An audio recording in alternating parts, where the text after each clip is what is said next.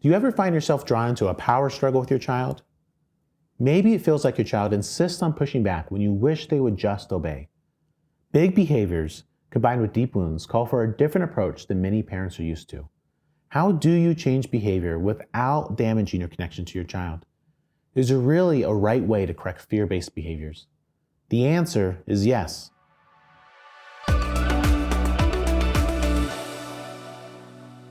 The difference between the TBRI principle of correction and traditional discipline is the goal. Discipline is often used to stop a specific behavior as quickly as possible. Correction combines the principles of connection and empowerment to achieve lasting behavioral change. Without an understanding of these first two principles, you cannot expect correction to have a positive long-term effect on your child. Correction does not involve punishment, so this approach may feel like passive parenting in the beginning, but let me assure you, especially you dads, parenting without punishment is not soft parenting. Most children in foster care have suffered enough trauma for one lifetime. These children need safe adults to show them appropriate ways to get their needs met. As a foster parent, I've learned it takes self-control and humility to step back and analyze my own parenting. But I can tell you from experience that this method does work. Take, for example, a scenario from my own life. Last summer, my 4-year-old son spent a fun day outside with his siblings and friends. They raced around the driveway on their scooters and bikes for hours. As the sun was setting, it was time to get ready for bed. We can all anticipate how my son was about to respond to this news, and sure enough, his temper exploded. Previously, I would have responded out of my own tiredness and frustration. I would have raised my voice over his. I would have scolded him for acting that way and delivered a punishment that I felt fit the crime. Maybe a timeout or no snack before bedtime. But there are two big drawbacks to this approach. First, those consequences only serve to put a distance between us and drag out the conflict. Second, this approach does nothing to teach my son how he should respond in this situation. By focusing on what he's doing wrong, I miss an opportunity to teach him how to do it right. TBRI, however, gave me a more effective way to respond. Instead of rising to match my son's emotions, I focused on setting a better example he could follow. Then I considered how my son was feeling. He was tired, dehydrated, and understandably disappointed that his fun was ending. I got down at his eye level and spoke to him in a calm, gentle tone. I told him, "I understand you want to keep playing, but it's time to clean up and come inside." I then offered him two options to pick from. I told him he can come in now with his siblings, or he can go around the racetrack one more time as fast as he could. Still grumpy, but much calmer, my son said he wanted to go around one more time.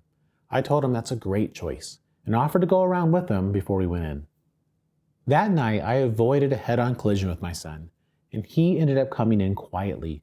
I didn't let his outburst dictate my response. Instead, I calmly gave him two alternative options for how to react appropriately.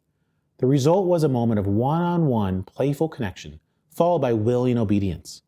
Every situation is different, which means you'll need to respond differently to each one.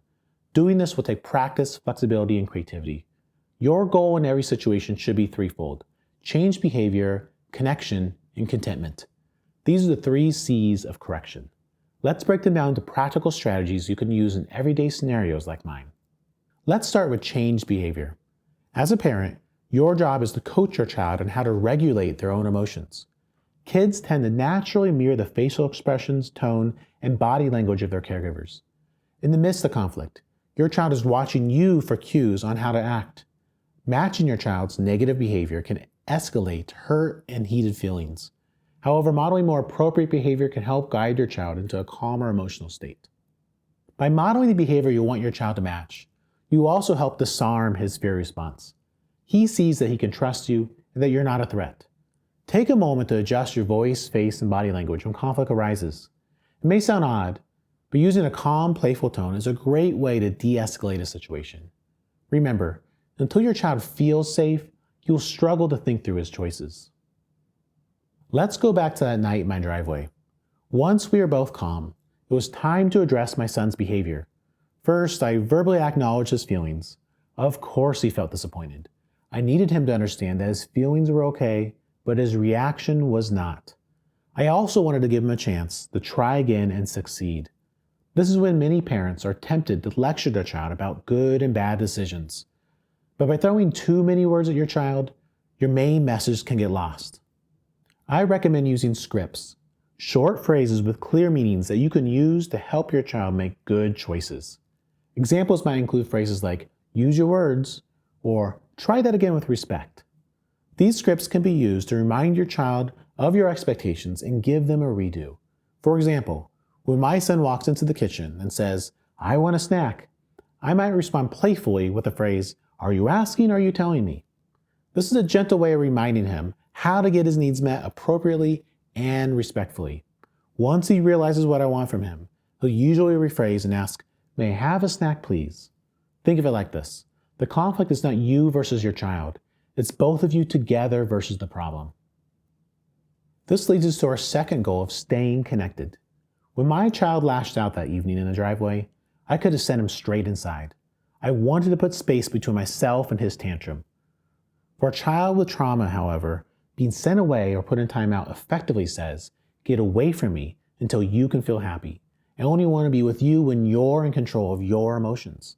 Instead, I would encourage using the time-in strategy.